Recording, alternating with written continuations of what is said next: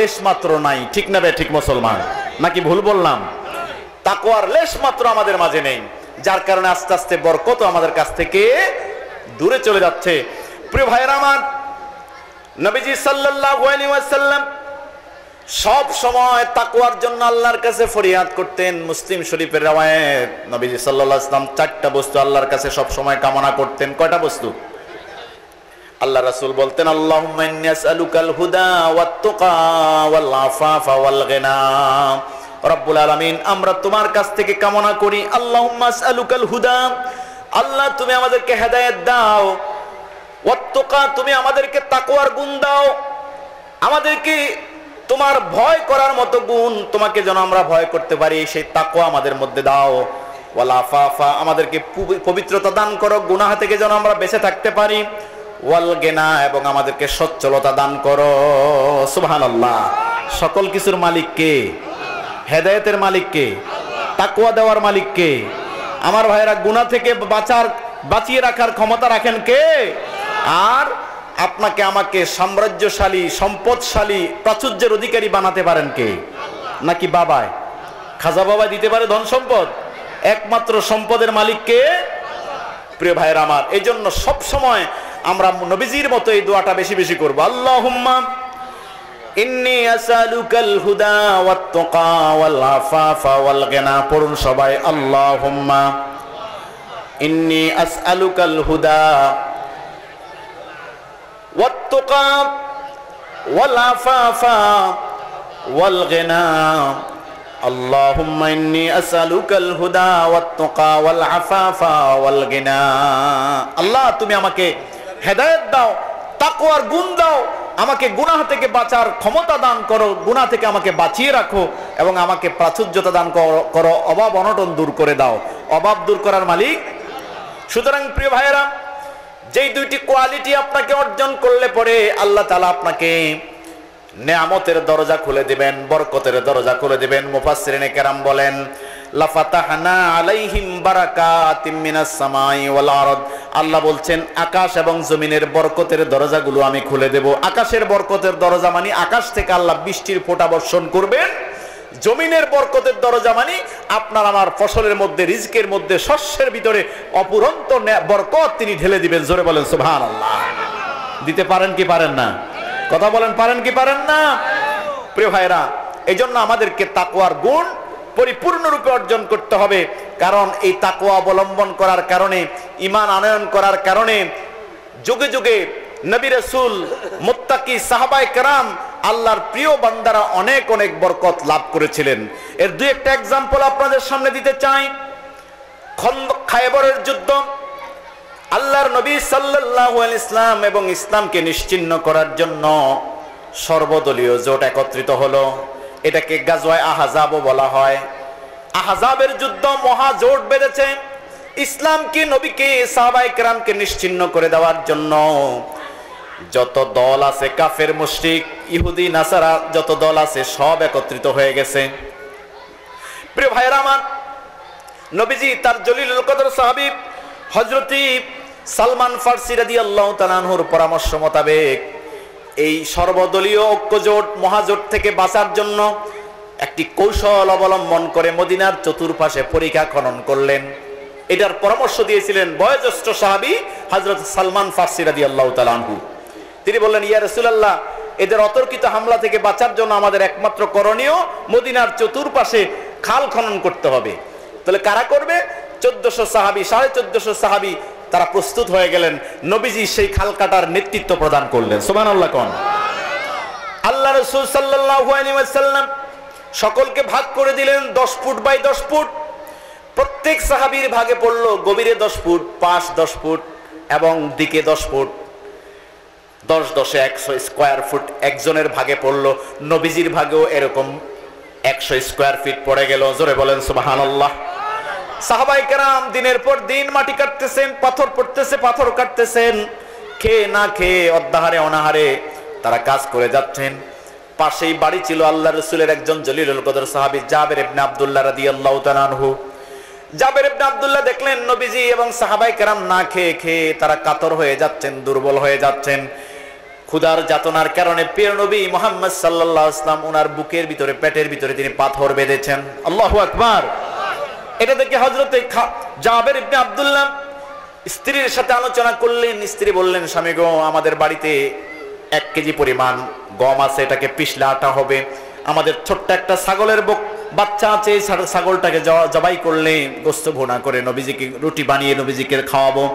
প্রস্তাব যখন ডাকলো, হযরতে জাবের ইবনে আব্দুল্লাহ রাদিয়াল্লাহু তাআলা আনহু নবীজি সাল্লাল্লাহু আলাইহি ওয়াসাল্লামকে পরের দিন দাওয়াত করলেন, ইয়া রাসূলুল্লাহ, ইয়া হাবিবাল্লাহ, আজকে দুপুর বেলা আমাদের বাড়িতে আপনার দাওয়াত। সুবহানাল্লাহ বলবেন না? নবীজি দাওয়াত পেয়ে মুস্কি হেসে দিলেন। উপস্থিত 1400 সাহাবী সকলকে বললেন, ও আমার সাহাবীরা, তোমাদের সকলের দাওয়াত আজকে জাবেরের বাড়িতে। সুবহানাল্লাহ। জাবের ভয় পেয়ে গেছে। আটা হচ্ছে 1 কেজি, ছাগল বাচ্চা হচ্ছে একটি। কথা বুঝেন নাই? ভয় পেয়ে গেলেন। নবীজি সাল্লাল্লাহু আলাইহি ওয়াসাল্লাম বললেন, জাবের ভয় পেও না, তুমি তোমার স্ত্রীকে বলবে যখন আটা খামির তৈরি হবে, আমি যে আসার আগে যেন সে রুটি না বানায়, আর রুটি বানাবার জন্য আশেপাশে আরো 10-15-20 জন মহিলাকে যেন সাথে এনে তার সহযোগী বানায়। সুবহানাল্লাহ কোন? আল্লাহ রাসূল এভাবে বলে দিলেন। আর গোশত বোনা হওয়ার পরে পাতিল ঢাকনা দিয়ে ঢেকে রাখবে, আমি এসে পরে সেখানে ওই পাতিলের ঢাকনা উঠে তারপরে খাবারের কাজ শুরু করব। সুবহানাল্লাহ। প্রিয় ভাই সব, জাবেরের বাড়িতে আয়োজন চলছে, গোশত রুটি তৈরি হয়ে গিয়েছে। আর রাসূল সাল্লাল্লাহু আলাইহি ওয়াসাল্লাম তিনি সর্বপ্রথম একটা কাফেলা নিয়ে সেখানে চলে গেলেন। 10 জন 20 জন করে করে তারা আসবে, নবীজি সাল্লাল্লাহু আলাইহি ওয়াসাল্লাম নিজ হাতে বন্টন করে খাওয়াতে আরম্ভ করলেন। সুবহানাল্লাহ। 15-20 জন মহিলা, এই 1 কেজি আটা খামির তৈরি হলো। নবীজি সাল্লাল্লাহু আলাইহি ওয়াসাল্লাম ফু দিলেন, খামির তৈরি। পরে এবার রুটি বানানো আরম্ভ হলো। 15-20 জন নারী তারা রুটি বানাতে আরম্ভ করলেন। নবীজি সাল্লাল্লাহু আলাইহি ওয়াসাল্লাম বিতরণ করতেছেন, গোশত নিজ হাতে হাতে প্লেটের মধ্যে দিচ্ছেন। সাহাবায়ে কেরাম পেট ভর্তি করে 10 জন 20 জন করে এসে খেয়ে যাচ্ছে। এভাবে করে করে একদল আসছেন আর একদল বিদায় নিচ্ছেন। এভাবে 1400-1450 সাহাবায়ে কেরাম তারা সকলে পেট ভর্তি করে জাবেরের বাড়িতে আহার গ্রহণ করলেন। সুবহানাল্লাহ। বরকত দিয়েছেন কে? সবার খাওয়া শেষ, নবীজিও খেলেন, বাড়ির সকল মানুষ খেলো। কিন্তু পাতিলের সেই গোশত আগে যেই রকম ছিল সেরকমই আছে, খামির যেই পরিমাণ ছিল সেগুলো এখনো বাকি আছে। বরকতের ব্যবস্থা করেছেন কে? আরো জোরে বলেন কে? ওয়ালাউ আন্না আহলাল কুরা আমানু ওয়াত্তাকাউ লাফাতাহনা আলাইহিম বারাকাতিম মিনাস সামাই ওয়াল আরদ।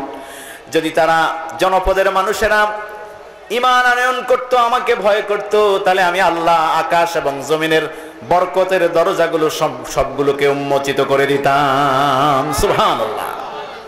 প্রিয় ভাইরা, তাকওয়ার অনেক গুণাবলী আল্লাহ তাআলা কোরআনে বলেছেন। তাকওয়া অবলম্বন করলে মানুষের চেহারা আল্লাহ তাআলা সুন্দর করে দেন। তুবাইয়ুদুল ওয়াজহা, এই তাকওয়া প্রতিপালককে সন্তুষ্ট করে দেয়। তুরদির রব্বা ওয়া তারফাউদ দারাজাতা, তাকওয়া অবলম্বন যারা করবে তাদের মর্যাদার শানকে বাড়িয়ে দেন কে? আল্লাহ রাব্বুল আলামিন কুরআনুল কারীমের সূরা হুজুরাতের 13 নম্বর আয়াতে বলেন, ইন্না আকরামাকুম ইনদাল্লাহি আতকাকুম, নিশ্চয় তোমাদের মধ্যে আল্লাহর নিকট ওই লোকটি হচ্ছে অধিক সম্মানিত, অধিক মর্যাদাবান, যে যত বেশি তাকওয়াবান। তোমাদের মাঝে যে যত বেশি আল্লাহকে ভয় পাবে সে আল্লাহ রাব্বুল আলামিনের কাছে তত বেশি সম্মানিত। সুবহানাল্লাহ। সুতরাং একটা মানুষ সে একেবারে গরিব, অসহায়, কুড়ে ঘরে থাকে, পোশাক আশাক তত উন্নত না, ছিঁড়া ফেরা পোশাক, দেখতো কালো কুৎসি, ভালোভাবে কথাও বলতে পারে না, তার ভিতরে ঈমান আছে, তাকওয়া আছে, ওই লোকটা সমাজের সকল মানুষের চেয়ে সম্মানিত কার কাছে? আরো জোরে বলেন কার কাছে? আরেকটা মানুষ দেখতে অনেক সুন্দর, অনেক বড় বাড়ি আছে, গাড়ি আছে, অট্টালিকা আছে, পোশাক আশাক তার অনেক বেশি দামি দামি পোশাক, দামি দামি গাড়ি, ওই লোকটার ভিতরে ঈমান নাই, লোকটার ভিতরে তাকওয়া নাই, সেই লোকটা আল্লাহ রাব্বুল আলামিনের কাছে একেবারে চতুষ্পদ জন্তু জানোয়ারের চেয়েও আরো নিকৃষ্টতম। কথা বলেন ঠিক কিনা? সেই মানুষটির কোথাও মূল্য নেই, সামান্য পরিমাণের মূল্য নেই আল্লাহর কাছে। কিন্তু যে মানুষটি কুড়ে ঘরে থাকে, পোশাক নেই, চলাফেরা একেবারে দুর্বল, একেবারে জীর্ণ শীর্ণ, সেই লোকটির মর্যাদা আল্লাহর কাছে অনেক অনেক। কি কথা বুঝাইতে পারছি কিনা প্রিয় ভাইরা? আজকের যুগের অবস্থা হচ্ছে এরকম, সেই যুগের একজন গোলামের মধ্যে যে তাকওয়া ছিল, সেই যুগের একজন চাকরের মধ্যে যেরকম তাকওয়া ছিল, ঈমান ছিল, আজকে আমাদের অনেক বুজুর্গের ভিতরেও সেই ঈমান এবং তাকওয়া খুঁজে পাওয়া। কথা বলেন ঠিক কিনা প্রিয় ভাইরা? এই জন্য আমাদেরকে সেই ঈমান আনয়ন করতে হবে।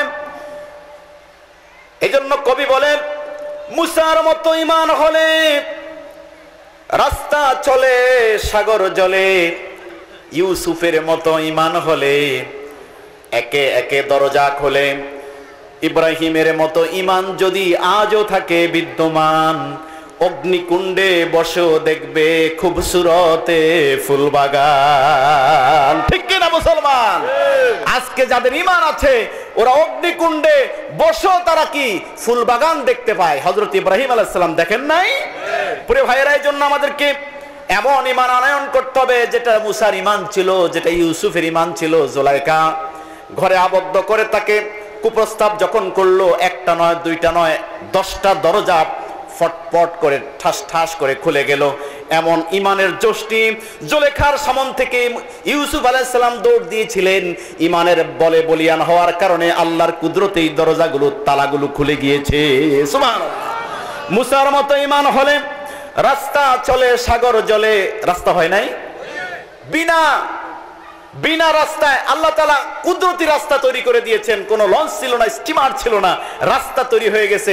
ঈমানের বলে তারা নীল দরিয়া পার হয়ে গেছে। সুবহানাল্লাহ। মুসার মতো ঈমান হলে রাস্তা চলে সাগর জলে, ইউসুফের মতো ঈমান হলে একে একে দরজা খুলে, ইব্রাহিমের মতো ঈমান যদি আজও থাকে বিদ্যমান, অগ্নিকুণ্ডে বসেও দেখবে খুবসুরতে ফুলবাগান। আল্লাহু আকবার। এক সপ্তাহ হযরত ইব্রাহিম আলাইহিস সালাম সেই নমরুদের অগ্নিকুণ্ডের মধ্যে ছিলেন। সে অগ্নিকুণ্ডটা তার জন্য অগ্নিকুণ্ড থাকেনি, সেটা জান্নাতের বাগান বানিয়ে দিয়েছেন কে? আল্লাহ বলেছেন, কুলনা ইয়া নারু কুনি বারদাও ওয়া সালামান আলা ইব্রাহিম। আমি আমার আগুনকে অর্ডার করলাম, আগুন রে আমার বন্ধু ইব্রাহিমের জন্য, আমার খলিলের জন্য তুমি জান্নাতের টুকরা হয়ে যাও। ইব্রাহিম আলাইহিস সালাম বলেছেন, আমার জীবনে আমি অনেক সময় পার করেছি, অগ্নিকুণ্ডের এই 7 দিন আমি যে আরাম ভোগ করেছি, যে আয়েশে ছিলাম, আমার জীবনে এত আরামের সময়, এত আরামের দিন আমি আর কখনো কাটাই না। সুবহানাল্লাহ। প্রিয় ভাইরা, হযরতে রাসূল করিম সাল্লাল্লাহু আলাইহি ওয়াসাল্লাম তিনি এমন একদল সাহাবায়ে কেরাম তৈরি করেছেন যাদের মধ্যে পরিপূর্ণ ঈমান, পরিপূর্ণ তাকওয়া ছিল, যার কারণে সকল মুসিবতের মধ্যে আল্লাহ তাদেরকে সাহায্য দিয়েছেন।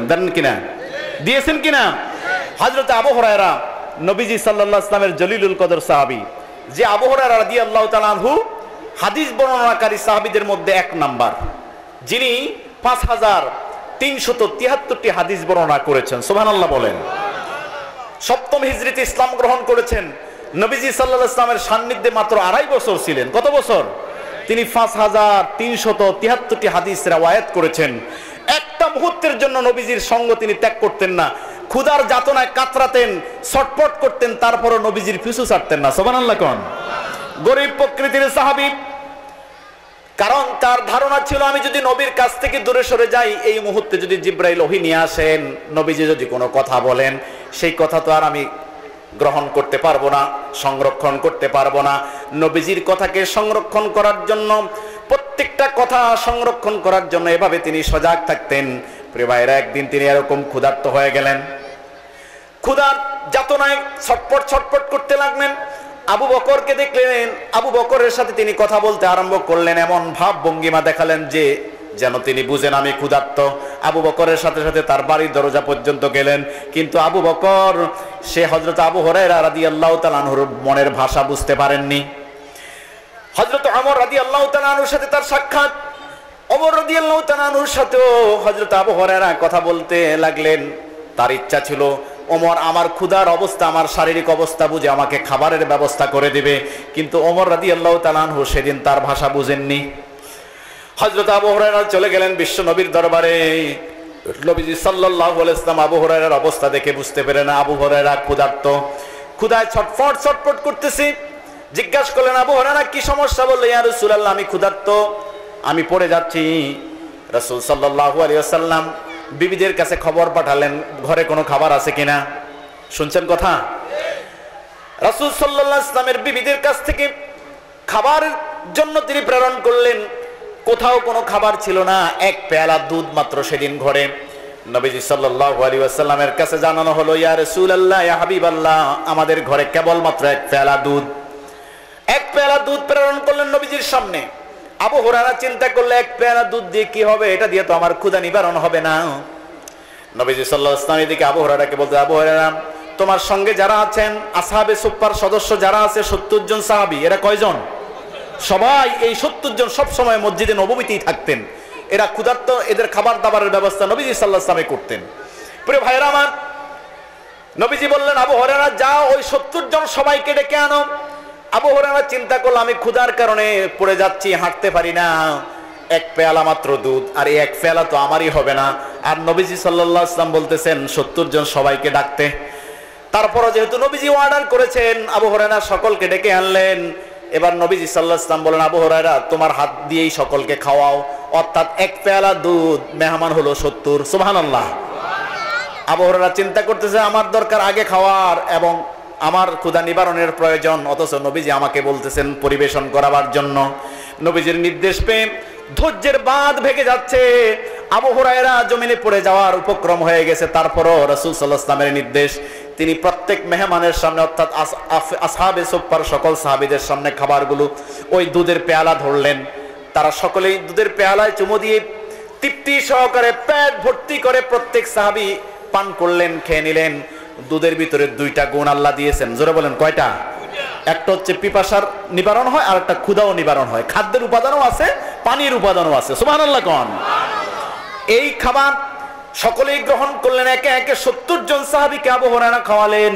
এবার নবীজি বললেন, আবু হুরায়রা, এবার তুমি খাও। আবু হুরায়রা মুখ দিলেন তৃপ্তি সহকারে, এই পেয়ালা থেকে দুধ খেয়ে নিলেন। রাসূল সাল্লাল্লাহু আলাইহি ওয়াসাল্লাম আবু হুরায়রাকে বলেন, আবু হুরায়রা আবারও খাও। দ্বিতীয়বারও তিনি খেলেন। তৃতীয়বার আবার বললেন, আবু হুরায়রা আবারও খাও। আবু হুরায়রা বললেন, ইয়া রাসূলুল্লাহ, আমার পেটের ভিতরে সামান্য জায়গাও খালি নাই। সুবহানাল্লাহ।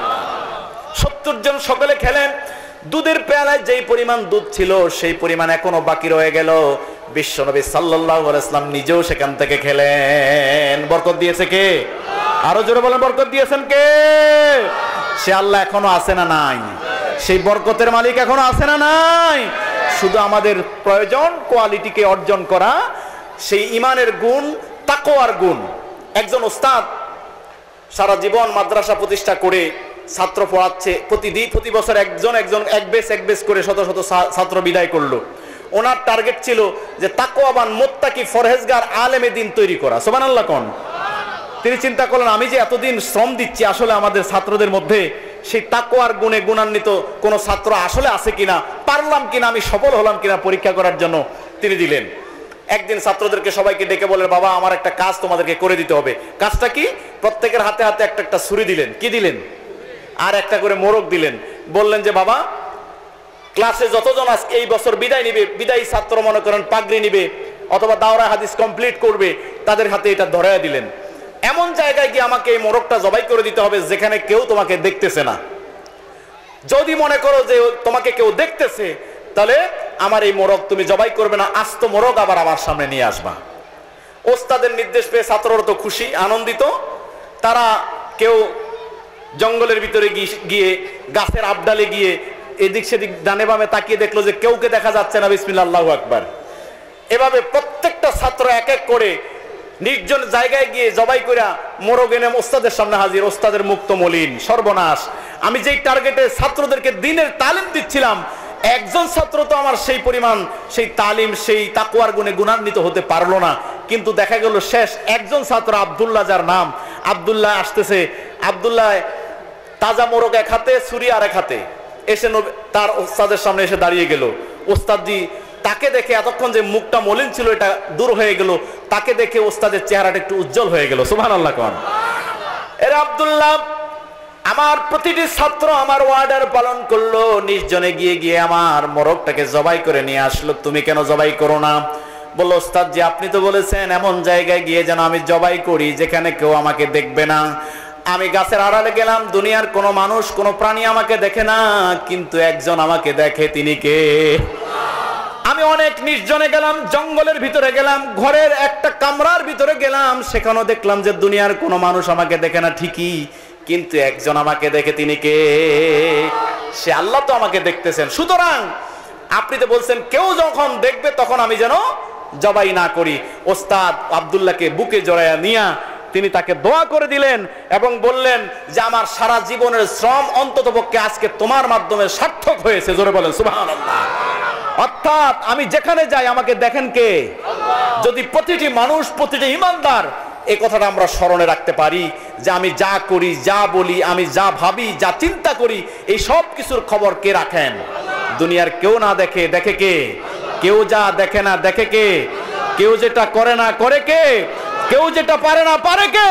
এই জন্য সবসময় আমাকে আমার আল্লাহর ভয় অন্তরে লালন করতে হবে। এটাই হচ্ছে তাকওয়া। আল্লাহু আকবার। একটা গোলামের ইতিহাস বর্ণনা করে আমি শেষ করব। প্রিয় ভাইরা, আজকাল বাজারে যেমন পশুর বাজার হয়, বড় বিরাট গরু ছাগলের হাট হয় কি হয় না? গরু ছাগলের বাজার মিলে। এক সময় এরকম মানুষের বাজার মিলতো, গোলামের বাজার, বিরাট দাস দাসীর হাট। প্রিয় ভাইরা, তো বিক্রেতা তার গরু ছাগলের গুণ বর্ণনা করে, করে কি করে না? এই গরুতে 10 কেজি দুধ, এটা কোনো ডিস্টার্ব করে না, লাথি দেয় না, এটা কোনো সমস্যা করে না, এটা স্বাভাবিকভাবে দহন করা যায়, এরকম গুণ বলে কিনা? ওই পশুর বাজারে যেরকম গুণ বর্ণনা করা হয় তৎকালীন জামানায়, গোলামের বাজারে এরকম গোলাম বেচা কিনা হতো, গোলামের দোষ গুণ বর্ণনা করা হতো। বাজারে একজন 2টা গোলাম বিক্রি করতে নিয়ে এসেছে, একটা হলো কালো, আরেকটা অনেক নাদুস নুদুস সুন্দরের অধিকারী। কালোটার দাম হচ্ছে 50,000 টাকা, আর যেটা সুন্দর তার দাম আরো 10,000 কম, 40,000 টাকা। জিজ্ঞাসা করা হলো সুন্দরটার দাম কম, কালোটার দাম বেশি, ঘটনা কি? তখন বিক্রেতা বলল, কালোটা চেহারা চামড়া কালো হলো, এটার ভিতরটা অনেক ভালো। কথা বুঝেন না?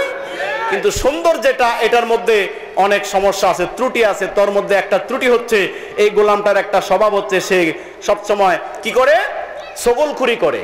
কি খুরি? ছগলখুর চিনেন আপনারা? একজনের কথা আরেকজনের কানে গিয়ে লাগিয়ে দেয়, তারটা আবার এর কানে লাগায়, দুজনের ভিতরে ঝগড়া বাঁধাবার চেষ্টা করে। এরকম লোক আমাদের সমাজে নাই? কথা কয় না? ঝগড়া বাজায় আর মাঝখান থেকে সে তালি মারে। আছে না নাই? লোকটি বলল এই গোলামটির দাম কম কারণ সে ছগলখুরি করে। ক্রেতা চিন্তা করলো ছগলখুরি আর কি হয়েছে, তাকে দেখতে অনেক সুন্দর, আমার সিকিউরিটি গার্ড হিসাবে আমি তাকে নিয়োগ করব। বাজার থেকে 40,000 টাকা, 40,000 দিরহাম দিয়ে গোলামটাকে বাড়িতে নিয়ে গেল। অনেক বড় লোক, সুখের সংসার। ছগলখুরি এটাকে সে কোনো কিছুই মনে করলো না, গোলামটাকে নিয়ে বাড়িতে সে রাখলো। সিকিউরিটি গার্ড, গোলামের যে স্বভাব সে শুরু করে দিয়েছে। একদিন ডিউটি করতেছে করতেছে হঠাৎ একদিন গেট দিয়ে যখন মালিক বাইরে হচ্ছে, মালিককে বলতেছে, মহাজন সাহেব, মালিক মনিব, আপনি ভাবি সাহেবের দিকে, ম্যাডামের দিকে একটু ভালো করে নজর রাখেন। কথা বুঝেন না? ইদানিং কেমন কেমন জানি মনে হয়। পরের দিন আবার ম্যাডামকে বলতেছে, ম্যাডাম বসের দিকে একটু ভালো করে খেয়াল রাখেন, কেমন কেমন জানি মনে হয়।